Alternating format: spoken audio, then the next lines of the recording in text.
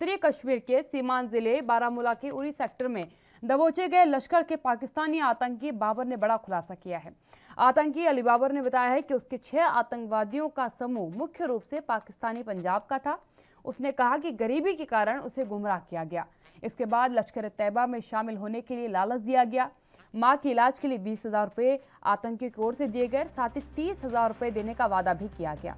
हथियार चलाने का प्रशिक्षण देने वालों में अधिकांश पाकिस्तानी सेना के जवान थे।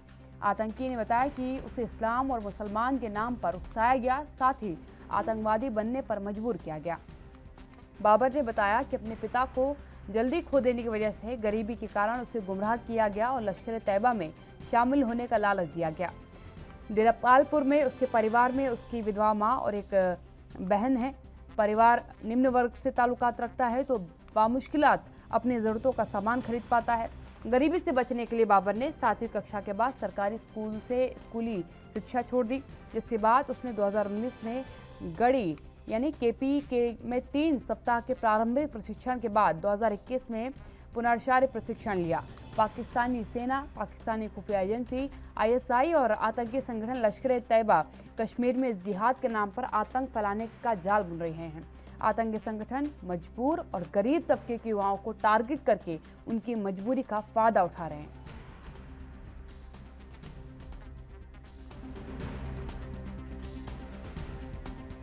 तो वो घर में कोई कमाने वाला नहीं था, तो अभी वो रहते ही मैं उसके से मैंने काम करना शुरू किया। तो मैं स्टाफ को चला गया फैक्ट्री में अपना लेकर आए। तो उधर एक आस नाम लड़का था, उसके साथ मैं कॉन्टैक्ट हुआ और चीज़ हुई। तो उसके साथ वो लश्कर तैयबा के लिए 22 साल के लिए बैठे इकट्ठे करता था, काम करता था। तो मुझे नहीं पता था, तो उसने मेरे साथ बात हुआ कि कोई ऐसा थी, तो उसने ऐसे भी 20,000 रुपया दिया। तो मुझे बोला कि जहाँ के लिए जा ठीक। उसने मुझे 20,000 रुपया दिया, 20,000 रुपये मैंने घर भेज दिया। उसके बाद मुझे उसने ISI का हवाले किया। ISI ने मुझे अपना केस आर्मी का केस ट्रेनिंग सेंटर मास्टर था गढ़ी बीजला के पास है, उधर मुझे ट्रेनिंग दी। पाकिस्तान आर्मी का 2.5 सूबेदार था, वहाँ था, उसने हमको ट्रेनिंग दी। ट्रेनिंग के हमने एक को जो फायर करें फायर फायर में कैसे करना ट्रेनिंग का ट्रेनिंग। मेरे साथ राहुल लाल जी जुड़ चुके हैं, वरिष्ठ पत्रकार हैं। राहुल लाल जी, क्या कहेंगे आप? अली बाबर जैसे युवा जब पकड़े जाएं और उसके बाद वो पोल पट्टी पाकिस्तान की कहीं ना कहीं खोलते नजर आते हैं, जिसमें उसने बताया है कि किस तरीके से पिता की जल्दी मौत हो जाने के कारण परिवार की आर्थिक स्थिति बहुत कमज़ोर थी और घर में माँ है, एक बहन है, उनके भरण पोषण की ज़रूरत थी और लश्कर तैयबा की तरफ से 20,000 रुपये उसको उसकी माँ के इलाज के लिए दिया गया, इसलिए उसने ट्रेनिंग ली है आतंकवाद की। देखिए, इससे स्पष्ट है कि पाकिस्तान ना तो कभी सुधरने वाला था, ना कभी वो सुधरा है। वो भले ही अंतर्राष्ट्रीय मंचों पर अपने छवि को पाक साफ साबित करने का, दिखाने का पूरा प्रयास करता है। ये तो देखिए, अगर हम लोग पिछले 7 दिनों में ही देखते हैं तो कम से कम हमारे सीमा पर जो है कि 7 आतंकवादी जो है कि ढेर हुए हैं और उसमें से एक जो है कि ये जिंदा आतंकवादी पकड़ लिया, जो पूरी पोल पट्टी खुद ही खोल रहा है कि पाकिस्तान में किस तरह से उसकी ट्रेनिंग हुई, किस तरह से उसे जो है कि उसने 2019 में खैबर कैंप में जो है कि मुजफ्फराबाद में 3 सप्ताह की पूरी विस्तृत ट्रेनिंग ली थी और उसे कैसे उसके गलत परिस्थितियों में, चूंकि उसकी आर्थिक स्थिति अच्छी नहीं थी, पैसों की जरूरत थी और वैसे स्थिति में उसे फिर इस रास्ते में झोंक दिया गया। तो स्पष्ट है कि पाकिस्तान में, चूंकि हम लोग जानते हैं कि वहां पे जो लोकतंत्र है वो दिखावे के लिए है। अभी जिस तरह से उन लोगों ने तालिबान की मदद की और अब इस तरह की घटनाओं में और वृद्धि होने की संभावना है, क्योंकि अभी तो वो लोग अपने आतंकवादियों का यूज कर रहा है पाकिस्तान। भविष्य में हम लोग को ऐसे न्यूज भी दिखेंगे जो तालिबानी आतंकवादी है, क्योंकि वहां पे जब थोड़ी स्थिरता की स्थिति आएगी तो तालिबानी आतंकवादी भी भारत की तरफ वो जबरन भेजने का प्रयास किया जाएगा। इसलिए मैं अभी भी कहूंगा कि फरवरी 2021 में, जो 25 फरवरी 2021 को समझौता हुआ था पाकिस्तान के साथ सीज़फायर के लिए, पाकिस्तान के साथ इस तरह के किसी समझौते की जरूरत नहीं है। उसके साथ बिल्कुल कठोरता के साथ मुंहतोड़ जवाब देने की आवश्यकता है। बीच बीच में इमरान खान भले कई तरह से मानवतावादी बयान भी देते रहता है, हम लोग उसके ऊपर विश्वास भी नहीं करते हैं, लेकिन अब जिम्मेवारी बनती है कि जिस तरह से ये जिंदा आतंकवादी पकड़ा गया है, वो खुलेआम जो बयान दे रहा है उसको विभिन्न अंतर्राष्ट्रीय मंचों पर उसको दिखाया जाए, बताया जाए कि यह है पाकिस्तान की असलियत। हम लोगों को अभी तक ये सफलता मिली है कि एसएटीएफ में हम लोगों ने उसे ग्रे लिस्ट में रखा हुआ है, लेकिन हम लोगों को पूरी ताकत लगानी चाहिए कि पाकिस्तान ग्रे लिस्ट में भी ना रहे, वो उसके ब्लैक लिस्ट में जाए। अब तक भी वो एसएटीएफ के ब्लैक लिस्ट में जाने से बचता रहा है। बिल्कुल। राहुल लाल जी, एक चिंता का विषय ज़रूर है, क्योंकि एक बड़ी आबादी की अगर बात करूं, क्योंकि अभी हालिया दौर में हिंदुस्तान के अंदर से भी स्लीपिंग सेल्स की जो है खबरें निकल कर के सामने आई, उनकी गिरफ्तारियां तक हुई। और जिस तरीके से अली बाबर ने इस बात को बताया कि इनके टारगेट पे वो युवा हैं जो आर्थिक तंगी से जूझ रहे हैं, आर्थिक तौर पर उनकी मदद करके ये आतंकवाद में उनका सहारा ले रहे हैं। क्या हमारी सरकार को खासकर उन जगहों पर ज़्यादा गौर नहीं फरमाना चाहिए जहां पर आर्थिक स्थिति जो है युवाओं की कमज़ोर है?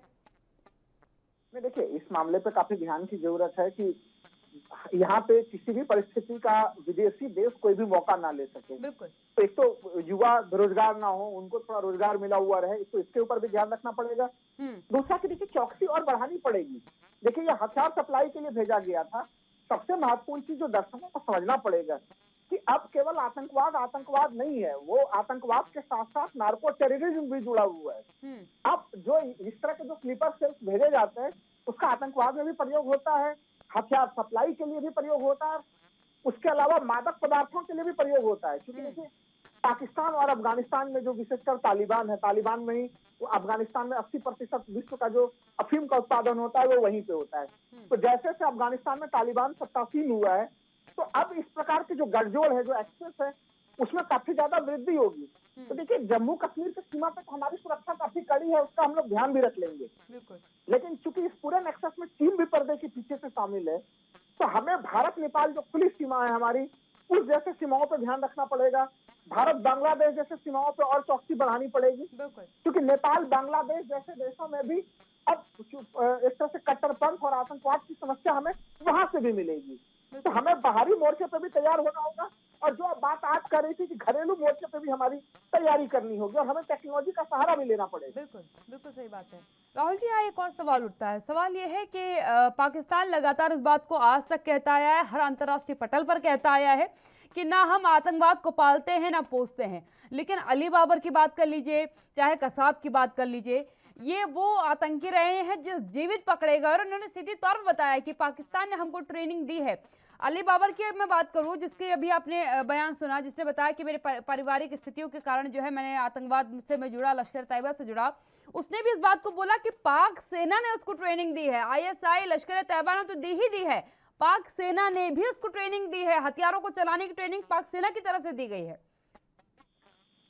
देखिए, अगर जहां तक हम लोग पुराने आतंकवादी की बात कर रहे हैं, उस समय तो जब वो पकड़े गए थे 5 के और तो वो मुंबई हमले के मामले में, तो उस समय बिल्कुल पाकिस्तान तो स्वीकार भी नहीं कर रहा था कि वो पाकिस्तानी है, जबकि पाकिस्तानी मीडिया ने वहां पे उसके पूरे घर से लेकर पूरी की पूरी उसकी पृष्ठभूमि पाकिस्तान के चैनलों पर रख दी थी।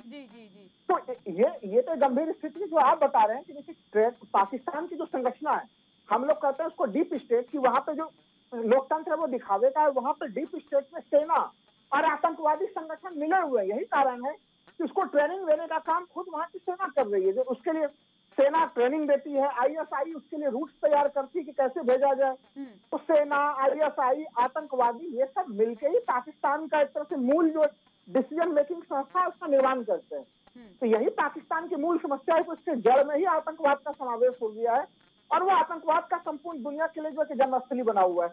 अब देखिए, पाकिस्तान के लिए कितनी शर्मनाक स्थिति है कि आपकी जो विधिवत जो संस्थागत आर्मी है वो आतंकवादियों को प्रशिक्षण देती है। तो अब इस ऐसे स्थिति में उसे तो खुलेआम उसे आतंकवादी देश से घोषित करना पड़ेगा हम लोगों को। और ये चिंता मैं बार बार कर रहा हूँ कि जैसे जैसे अफगानिस्तान में एक तरह से तालिबान की सत्ता थोड़ी और स्थिरता के साथ बैठेगी, वहां पे इन घटनाओं में कई गुना और वृद्धि होने वाली है। यकीनन। राहुल आनंद जी, पाकिस्तान की इस गतिविधि को हम देख रहे हैं। कल चाइना के बॉर्डर से ड्रोन्स की एंट्री को लेकर के चिंता जाहिर की गई, क्योंकि कुछ ड्रोन्स ऐसे भी मिले जिनमें मेड इन चाइना लिखा हुआ था। और अब हिंदुस्तान के लिए समस्याएं बढ़ती जा रही हैं। पाकिस्तान की तरफ से जो कंटिन्यूस हरकतें देखने को मिल रही है, चाइना की तरफ से अफगानिस्तान पर तालिबान का कब्जा, और भारत के अंदर से भी स्लीपिंग सेल्स का निकलना, ये कहीं ना कहीं हिंदुस्तान के लिए एक बड़ी समस्या के तौर पर आगे देखी जा सकती है।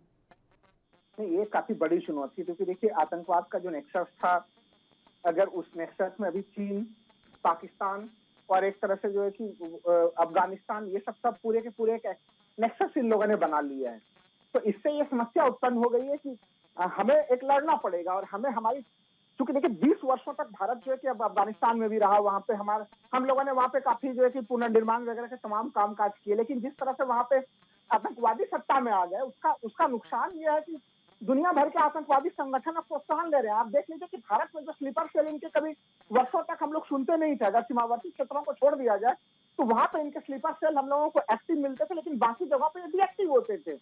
लेकिन अब देखिए ऑटोमेटिक हर जगह वो एक्टिव हो चुके हैं। तो ये चुनौती है और इस चुनौती को हमारे सुरक्षा एजेंसियों को भी ध्यान रखना पड़ेगा और सबसे महत्वपूर्ण चीज नागरिकों को सतर्क होना का पुलिसिंग, जो हमारी पुलिसिंग है, देखिए सबसे निचले स्तर पे जो पुलिस की व्यवस्था होती है, हमारी लोकल जो खुफिया इंटेलिजेंस वाले लोग होते हैं, उन सबों के साथ तालमेल मिला के काम करना पड़ेगा आपको, तभी हम लोगों को इस लड़ाई में सफलता प्राप्त होगी। बात की जाए स्लीपिंग सेल्स की, तो इन्हें कैसे पहचाना जाए? क्योंकि अगर आप मैं अली बाबर की ही बात कर लूँ, अली बाबर जैसे युवा अगर आम जनमानस के साथ चल रहे हैं या दैनिक जो कार्य आम नागरिक करे वही कर रहे हैं, तो इन युवाओं को कैसे पहचाना जाए जिनको बरगला दिया गया है, जिनका ब्रेन वॉश ऑलरेडी हो चुका है, वो अब देश हित में नहीं सोच रहे, इसकी पहचान कैसे की जाए? देखिए काफी गंभीर प्रश्न है।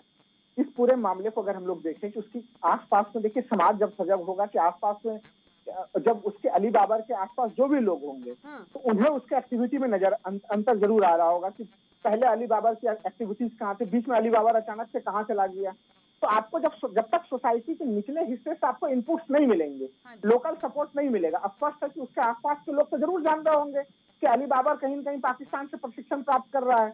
उन लोगों की तरफ से हमें सूचना हम लोगों को मिली नहीं मिली, ये अलग सी चीज है। तो हम लोगों की जिम्मेवारी ये है एज ए समाज और प्लस साथ ही साथ खुफिया एजेंसियों की, खुफिया एजेंसियां होती इसलिए है कि वो उस स्तर की सूचनाएं पहले ही हम लोगों को ला देती है। और हम लोगों ने देखा है कि उत्तर प्रदेश में एटीएस हो या तमाम अन्य ऐसी, हम लोगों ने अभी दिल्ली पुलिस ने एक तरह से तमाम राज्यों के दूसरे आतंकवाद निरोधी दस्तों के साथ मिलकर आतंकवादियों के बड़े स्लीपर सेल्स को पहले ही पकड़ लिया, जो कि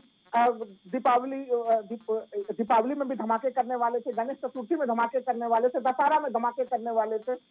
तो आपको उस तरह की सूचनाओं को गैदरिंग करना पड़ेगा, लेकिन साथ ही साथ जो शुरुआत में आपने कहा कि जो युवा है हमारे वो भटके नहीं, ये सरकार की जिम्मेदारी बनती है कि उनको रोजगार मिले, उनको जीवन जीने के अवसर मिले, जिससे कि कोई उसका लाभ ना उठा पाए। ये स्थितियां भी सरकार को बनानी पड़ेगी। सभी मोर्चों पर हमें काम करने की सख्त जरूरत है, क्योंकि देखिए इस समय कोरोना के बाद, जिस तरह से महामारी के बाद बेरोजगारी की समस्या काफी गंभीर हुई है, आर्थिक गतिविधियां काफी कम हो गई हैं, तो वैसे स्थिति में विदेशी शक्तियां इन परिस्थितियों का दुरुपयोग कर सकती हैं, जो इन घटनाक्रम में हम लोग देख रहे हैं। बिल्कुल राहुल लाल जी, बहुत अहम बात है आपने कही कि कहीं ना कहीं हालिया जो तस्वीरें सामने आई उसके बाद एक चिंता का विषय ये रहा कि रोजगार के मुद्दे को लेकर के युवा काफी परेशान रहे और ऐसे में युवाओं को बरगलाना बहुत आसान हो जाता है। बहुत बहुत धन्यवाद राहुल लाल जी मेरे साथ जुड़ने के लिए। राहुल लाल जी वरिष्ठ पत्रकार मेरे साथ जुड़े थे और यकीनन सरकार के लिए एक संदेश उन्होंने जरूर दिया है कि युवाओं को रोजगार से जरूर जोड़िए, क्योंकि युवाओं के अंदर एक उत्साह होता है और बेरोजगारी के साथ उन्हें गलत मार्ग पर ले जाना बहुत आसान हो जाता है और ये कई मामलों में आप देख चुके हैं। और अगर बात करी जाए अली बाबर की, तो उसकी कंडीशन में भी यही माना जाएगा कि घर की आर्थिक स्थिति कमजोर होने के चलते लश्कर-ए-तैयबा की बात कर लीजिए, पाकिस्तानी सेना की बात कर लीजिए, उसने उसकी ताकत का दुरुपयोग किया।